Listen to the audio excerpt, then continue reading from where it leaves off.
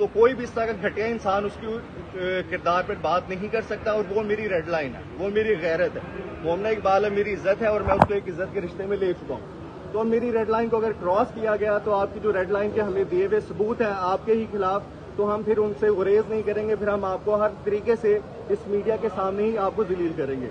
और मुझसे इन current days में मुझसे मुतादिद लोगों ने, इनके ही सर्कल के लोगों ने मुझसे राब्ते करने की कोशिश की है कि हम आपको फायदे देते हैं, माली फायदे देते हैं, आप हमसे पैसे ले लें और आप अपनी FIR जो है, जो आपने NCCI में अपनी कंप्लेन दी, उसको वापस ले लें। तो आप हम इस चक्कर में नहीं पड़ते। सर नाम भी बता दें उनका।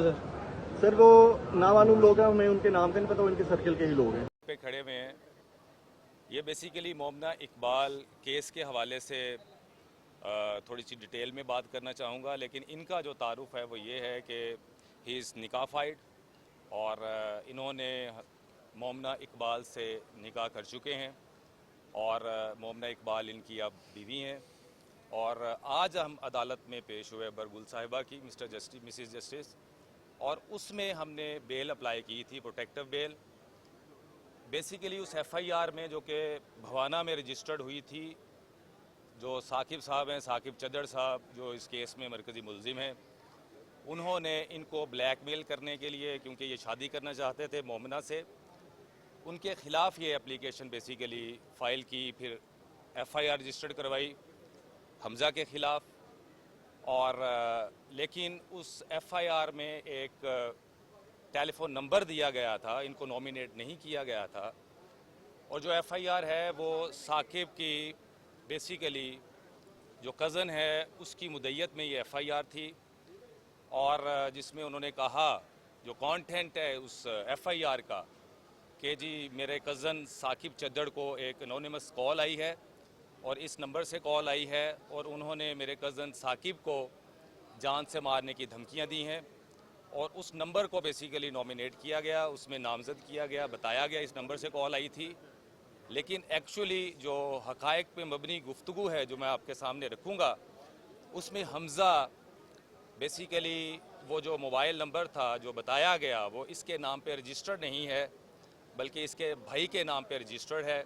इनको भी इसलिए पता चला कि मुझ पे FIR है क्योंकि उन्होंने प्रेस कॉन्फ्रेंस की थी, और उस प्रेस कॉन्फ्रेंस में उन्होंने ये मेंशन किया कि हमें एक नंबर से कॉल आई थी, वो हमज़ा हबीब का नंबर था, जो कि फियोंसी है मोमना इकबाल का।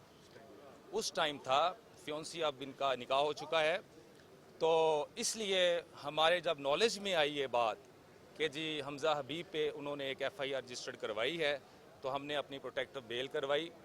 लेकिन इसका जो पस मंज़र है इस सारी गुफ्तगू का, क्योंकि ये बताना आवाम को बहुत ज़रूरी है, क्योंकि जो दूसरा फ्रीक है साकिब चद्दड़, उन्होंने एक प्रेस कॉन्फ्रेंस की।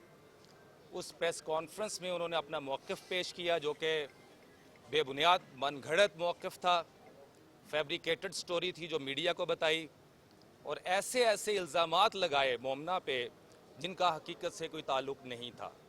तो लिहाजा हमज़ा के ख़िलाफ़ ये सारी प्रोसीडिंग्स इसलिए थी क्योंकि साकिब ये चाहता था कि मोमना की शादी कहीं ना हो।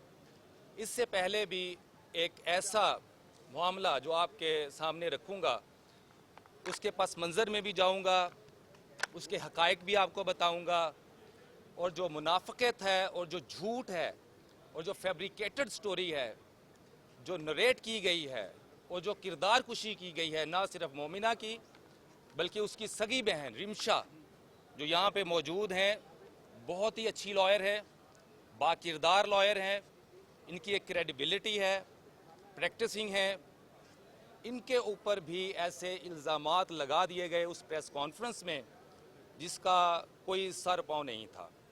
लिहाजा इसका पस मंज़र कुछ इस तरह है जो हक़ाइक़ आपके सामने रखना चाहता हूँ। यहाँ तक जो मैंने बात की वो सिर्फ़ और सिर्फ हमज़ा हबीब के हवाले से थी। चूँकि आज हमने प्रोटेक्टिव बेल फ़ाइल की थी, इसलिए हमने ज़रूरी समझा कि आपको बताया जाए कि जो एक fake, frivolous, baseless, groundless, concocted story थी जो नरेट की गई थी, उसमें ऑनरेबल हाई कोर्ट ने हमारी जो प्रेयर थी उसको अप्रिशिएट किया और हमें बेल ग्रांट की।